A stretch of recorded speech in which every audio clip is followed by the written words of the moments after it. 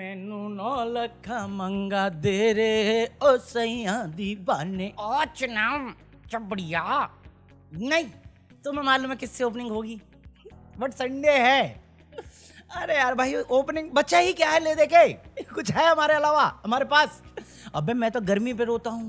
मेरे को आज खबरें मिली है लोग पानी को रो रहे हैं। कल मैं जब वीडियो कर रहा था ना उस टाइम मेरे को एक न्यूज मिली कि दिल्ली की कि भाई साहब 10 दिन से नहाया नहीं हूँ, पानी ही नहीं है। मैं कहा मेरे से ले जा भाई, इतना पानी तो है मेरे पास।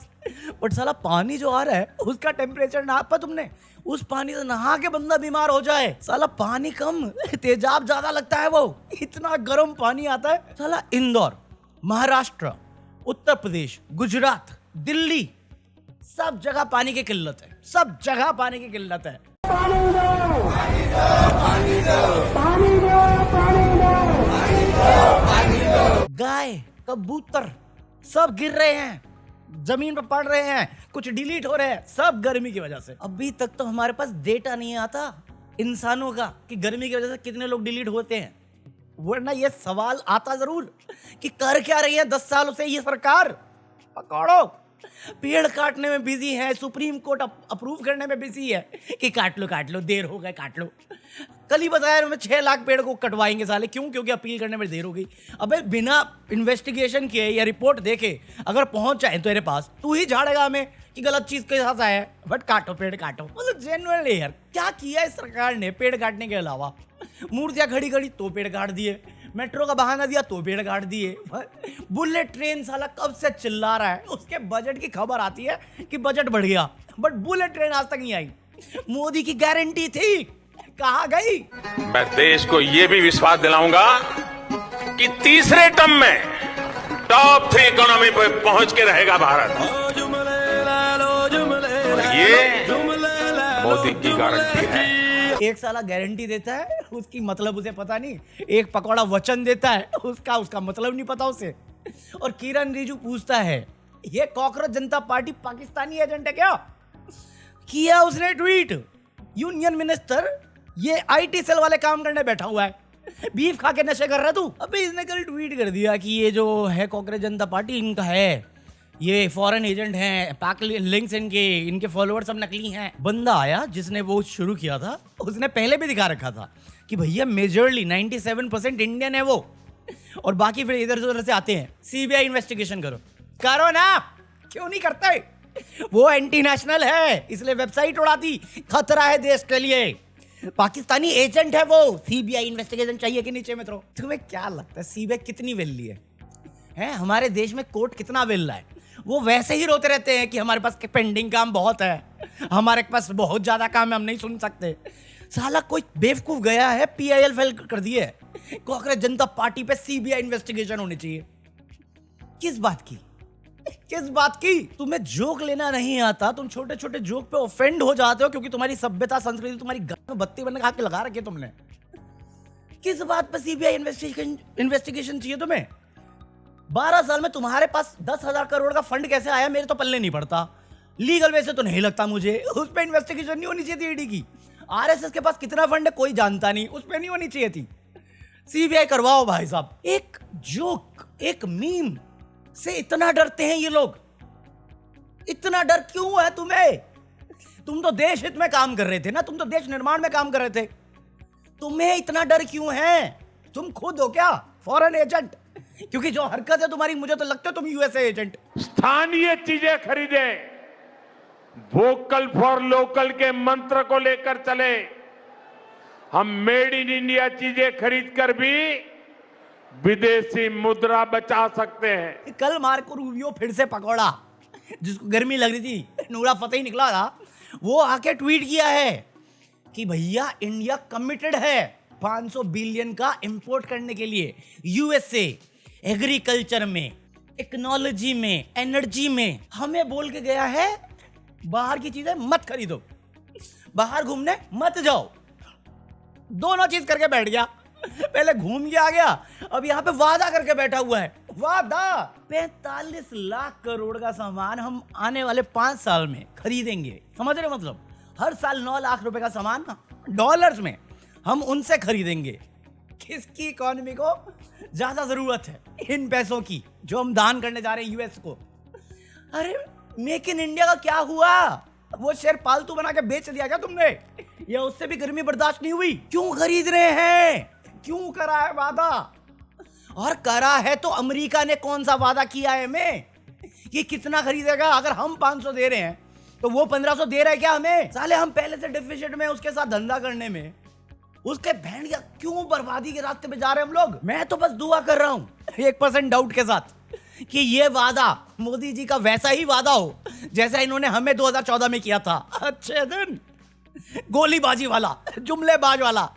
बट वो यूएस से ट्रम्प है, उसके डेस्क पे पेन ड्राइव है, पेन ड्राइव में उसका एक नाम की फाइल है और फिर दोस्त की फाइल है। वैसी चिंता मैं जेन्युइनली बता रहा हूं, ये मना कर ही नहीं सकते। ये हमें बेवकूफ बना सकते हैं, उसे नहीं बना पाएंगे ना भाई। तभी तो ये इतना चिल्ला रहे हैं कि ऑयल मेकिंग कंपनियां लॉस में जा रही हैं, जो सरकार है वो बेयर कर रही है सारा खर्चा, क्राइसिस रोकने के लिए सब कुछ हम ही उठा रहे हैं। 34 लाख करोड़ कमाए इन्होंने ऑयल प्रॉफिट्स में, कि जब सस्ता हुआ तो हमें पास ऑन नहीं किया और प्रॉफिट कमाया सरकार ने और कंपनियों ने। आज जब मुसीबत की बारी आई तो ये इनकी तो फाइल पहुंची हुई है एक जगह पे, उस चक्कर में इनको घोड़ी बना रखा है। तो अब ये महंगा तेल खरीद रहे हैं। अब महंगा तेल खरीदेंगे, रिफाइन करेंगे, सब कुछ महंगा पड़ेगा और वही चीज हम तक आने वाली है। तो इसलिए रोना भी शुरू कर दिया है कि बहुत महंगाई पड़ रही है, हम झेल रहे हैं, देखो प्राइस तो बढ़ेगा। 500 बिलियन क्यों? 100 बिलियन डॉलर का तो तुम तेल खरीदने वाले हो यूएसए से। जब ईरान इतना अच्छा ऑफर दे रहा था, तुमने मना किस बात पे किया? मुझे तो ये पल्ले नहीं पड़ा आज तक। रशिया दे रहा था, तुमने उसे क्यों छोड़ रखा है या लिमिट कर रखा है? My friend, India's friend, Mr. Donald Trump. साले तुम इतना झुक के दिए जा रहे हो इज्जत के नाम पे, दोस्ती के नाम पे, याराने के नाम पे। वो भागा हुआ है घोड़ी बनने के लिए चाइना के पास। कौन सी डील कर रहा है वो इंडिया के साथ जो हमारे फेवर में है? एक भी नहीं लगती मुझे, क्योंकि पता ही नहीं है ना इंडिया क्या देगा। ये अपने को पता है क्योंकि अमेरिका बता रहा है। इंडिया को क्या मिलेगा रिटर्न में ये पता है किसी को? मैं बता दूं, धोखे के अलावा कुछ नहीं मिलना इस डील से। ये विकसित भारत का जुमला फेंके जा रहे हैं, फ्यूचर का राग दिखा रहे हैं, आज पे बेच रहे हैं हमारी। अरे क्यों वादा किया है? क्यों? उन्होंने क्या वादा, ये तो बताओ कम से कम। और ये लाइन साले इतनी बॉदरिंग नहीं लगी मुझे जो इसके नीचे लिखी हुई थी कि हम इंडियंस बहुत टेरिफिक जॉब कर रहे हैं, काम कर रहे हैं, धंधा कर रहे हैं ट्रम्प के बिहाफ पे। मैं कौन हूं? ट्रम्प का चौचा हूं? हैं? छोटा भाई हूं? नौकर हूं मैं उसका? गुलाम हूं मैं? हम क्यों कर रहे हैं ट्रम्प के बिहाफ पे काम? ट्रम्प क्या कर रहा है हमारे लिए? हमारे लोगों को सालो बेड़ियों में बंद करके भेजता है। वो देश को इतनी बार बेइज्जत करता है, हमने क्या अपने आंख कान सब साले गुलामी में फेंकना है फिर से? कौन सी माइंडसेट? यही करते थे ना, कॉलोनियल माइंडसेट। ये तुम्हारी दिख रही है यार। इतना कमजोर पीएम कैसे मिला है हमें? भाई अगर किसी को भी लगता है ना ये बराबरी का सौदा नहीं है, ये छोटा, ये बेचने का सौदा है, किसी एक को बचाने के लिए, किसी दो को बचाने के लिए। कोई सेंस ही नहीं इस डील का भाई। बराबरी के लोगों के साथ डीलिंग होती है। ये तो तुम्हें नीलाम कर रहा है, बेइज्जत कर रहा है, खुलेआम कर रहा है और कुछ नहीं कह रहे हम लोग। 500 बिलियन, 45 लाख करोड़, छोटी अमाउंट है। ऐसे होगा 2047 का टारगेट पूरा विकसित भारत का। मुझे सिर्फ 3 बातों पे सेंस लगता है इस डील का। पहला तो एप्स्टीन फाइल्स, दूसरा है अडानी के ब्राइबरी चार्जेस और तीसरा है इनके बच्चों की रेसिडेंसी, क्योंकि सबके बच्चे यूएस से ही पढ़े हुए हैं, वहीं पे सेटल होना चाह रहे हैं क्योंकि उनको राजनीति में नहीं आना होगा। वरना और कोई सेंस ही नहीं इस डील में। तुम्हें क्या फायदा दिख रहा है आम जनता के लिए? चल ये हम पे चिल्लाते रहे, हमें ब्लेम करते रहे, नेम करते रहे कि हम में से लोग सुअर्स एजेंट है, अर्बन नक्सल है, टोटे गैंग है, ये पाक एजेंट है। सब कुछ तो यही लग रहा है मुझे। जिसने ये डील पे सोचा है, पीयूष गोयल का बेटा भी तो वहीं पे है। ये जो तुम खरीदोगे 500 बिलियन का आइटम 5 साल में, ये अमेरिकी इकोनॉमी को प्रॉफिट देगा, वहां के लोगों को जॉब्स देगा, वहां की इकोनॉमी स्ट्रांग करेगा ना। हमें क्या मिल रहा है रिटर्न में? टैरिफ। और हमने खुला मार्केट दे दिया इनको, जो हमने आज तक नहीं दिया था। ये कौन सी भाई मास्टर स्ट्रोक खेल रहे हो जो मेरे को एक्सप्लेन कोई नहीं कर पा रहा। ये तो सरकार कर रही है, वहां पे इसका दोस्त अपने ब्राइबरी चार्जेस के चक्कर में क्या डील कर गया है 9,000 करोड़ की। क्या होगा उससे? 10 बिलियन वो अलग से देगा। 15,000 जॉब किसके लिए क्रिएट होगी? अमेरिकन के लिए। इंफ्रास्ट्रक्चर कहां डेवलप होगा इसका? अमेरिका में, और इस पे आर्टिकल छप रहा है कि ये इकोनॉमी बूस्ट होगा इंडिया यूएस रिलेशन में। इसमें इंडिया कितनी बार सुना तुमने? पैसा यहां से वहां जाएगा, वहां पे डेवलपमेंट होगी, इंफ्रास्ट्रक्चर होगा, जॉब होगी। कैसे फायदा हुआ इंडिया को इसमें? दोनों जगह पे इंडिया का फायदा ही तो नहीं मिल रहा मुझे, वही तो मांग रहा हूं। गिनाओ ना क्या मिल रहा है।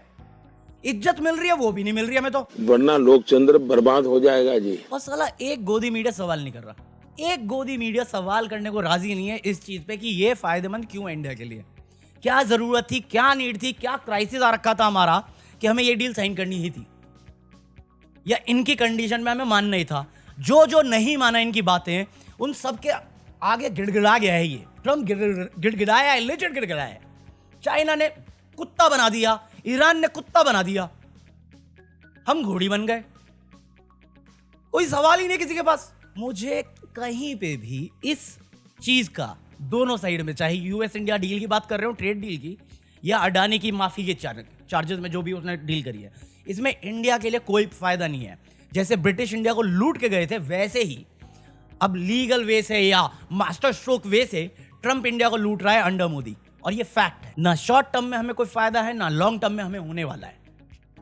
चाहे तुम जितनी छाती पीट के बोलना है, 2047 से इस वे से इंडिया विकसित नहीं हो सकता। अगर आप आज ग्राउंड रियलिटी में ये मुझे दे रहे हो, ग्राउंड रियलिटी अगर ये है 2047 छोड़ो, 2147 तक में भी नहीं होने वाला। ऐसे तो जो बचा खुचा सब ले जाएंगे वो, और हम दे रहे खुलेआम क्योंकि हमारा वाला विश्व गुरु है। थैंक यू दोस्त, थैंक यू भैया, थैंक यू। तुमने गलत साइड पिक करी है, तुम्हारी मिस्टेक है।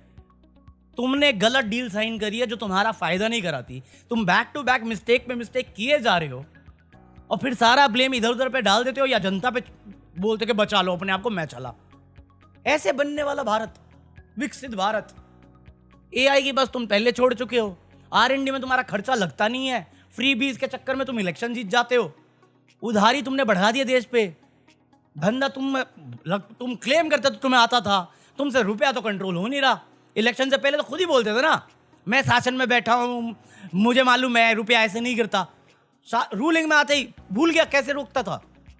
या बकैती ही आती है, 12 साल से बकैती ही कर रहे हैं। पता है ना आप सबको? नहीं पता है, कहाँ पता है भाई? मेरे को नहीं मालूम यार, ये ऑनेस्टली बोल रहा हूँ। मेरे को ये पार्टी लेजिट बिल्कुल पसंद नहीं है, कहीं पे भी नहीं पसंद। इन्होंने सिर्फ रेडिकलाइजेशन पे फोकस किया है। बच्चों की आने वाली जनरेशन तुम्हें और ज़्यादा मंदबुद्धि मिलेगी। लेजिट गवर्नमेंट स्कूल में तो ये आरएसएस के इवेंट करवा रहे हैं। जितना खर्चा ये अपने रोड शो पे करते हैं या किसी भी इवेंट पे करते हैं करोड़ों में, उतने में स्कूल खोल सकते हैं, नहीं खोलते।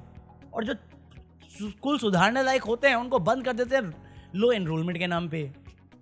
कोई भी चीज़ ये सही डायरेक्शन में इन्वेस्ट नहीं कर रहे।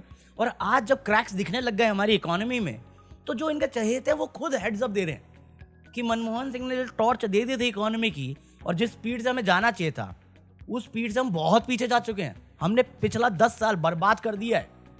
मैं नहीं कह रहा हूँ, इकोनॉमी एक्सपर्ट कह रहे हैं। और लोगों में फ्रस्ट्रेशन बहुत है, बहुत ज़्यादा है, क्योंकि जिनकी जेब कट रही है उन्हें मालूम है ना भाई, जब तुम बेसिक चीज़ खरीदने के लिए तड़पो या अपने घर में ज़रूरतें पूरी ना कर पाओ, ये सबकी जेब पे हाथ मार रहा है सिर्फ अपने दोस्त को बचाने के लिए, अपने पॉलिटिकल करियर बचाने के लिए।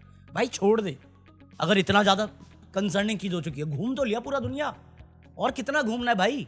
बचा देश को, अब तो कर देशभक्ति थोड़ी सी। देश को नीलाम करना देशभक्ति नहीं होती। वरना कौन से सही सेंस में तुम कॉकरोच जो तुमने ही बयान किया, अपने देश की अनएम्प्लॉयमेंट फिक्स करने की जगह पे उन्हें कॉकरोच बुला रहे हो। और जब इसको मजाक के तौर में लिया, सिस्टम पे सवाल कर दिया पलट के, तुम्हारी हवा खराब हो गई। भाई जो भी है कॉकरोच मूवमेंट जो है, वो लोगों का क्या है? फ्रस्ट्रेशन ही तो है इस निकम्मी सरकार से जो कुछ नहीं कर पा रही थी। देशभक्ति का जुमला फेंक दिया और फिर अय्याशी करने चल दिए। अपनी दोस्ती बनी रहे। बाकी मुझे नहीं मालूम कितना सेंस बनेगा भाई। मैं डेली आता हूँ, डेली देखता हूँ ये सारी चीज़ें। मेरे को भाई बहुत सैड, जेन्युइनली बताऊँ, बहुत दुख होता है यार, दर्द होता है कि कहाँ इतना सही चल रहा था। बस थोड़ा करप्शन का इशू था अपने साथ, इन्होंने करप्शन लीगलाइज कर दिया। मतलब जो चीज़ बोल के आए, अगर तुम उस पर सवाल करो तो उन पे पाकिस्तानी एजेंट बोल देते हैं। इनसे सवाल करना देशद्रोह हो जाता है। ये कौन से सही दिमाग में इनको लगता है ये बहुत महान है? अरे 5 साल की सरकार में तुमने 3 टर्म दे दिया, और 3 टर्म बहुत होता है। अंधा भरोसा किया और उस भरोसे का विश्वासघात करते हुए दिख रहा है तुम्हें, और हम कुछ नहीं कर सकते क्योंकि गोदी मीडिया पेंट करता जा रहा है हवा का गुब्बारा कि 56 इंच है। अरे फुस्सी बम निकला यार, वो साला पोल्यूशन है, हीट वेव है, पेड़ कट रहे हैं, पानी मिल रहा है मिलावटी मिल रहा है और या तो नहीं मिल रहा है, स्कूलें बंद हो गए, कॉलेजेस में यूनिफॉर्म लगाने की बात चल रही है। हर वो बेसिक चीज जो आम आदमी की जरूरत है उसको चाहिए, तबाह करके बैठे हुए और किसी के पास सवाल नहीं, किसी को दिक्कत नहीं। क्या ही कर सकते, पीस आउट ही बोलेंगे आज के लिए बस, और क्या। पंजाब बाहर हो गई ना, दुख है मुझे। मैं भूल के गया था पंजाब जीतेगी इस बार। भाई सब लास्ट पता नहीं 1 महीने तो खराब ही गया बेचारों का। हाँ अब क्या लगता है अब कौन जीतेगी? पंजाब आरसीबी जीत तो सकती है। अब सडनली मेरे को पंजाब याद आ गया ना, छोड़ो मैं भटक जाऊंगा। बाकी आज के लिए इतना काफी है। Buy anything from Amazon, like this video, join me और ये रखिए गुड। मैं मिलता कल, पीस आउट। बस एक उल्लू काफी था अब हर शाख